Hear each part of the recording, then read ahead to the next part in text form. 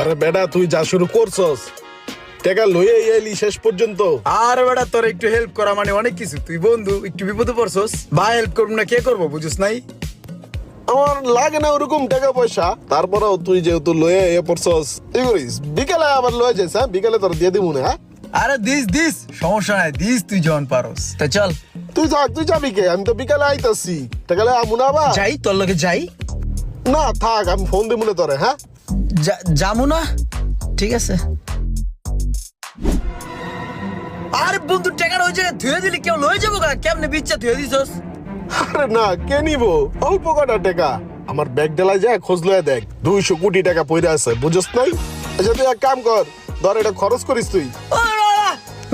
রাখ রাখ, দিলাম খুচরা, রাখ কয়টা। কি কস? না লাগবে না। খুচরা টাকা তো লাগে চা পান খাইতে, রাখলে রাখতে পারতি।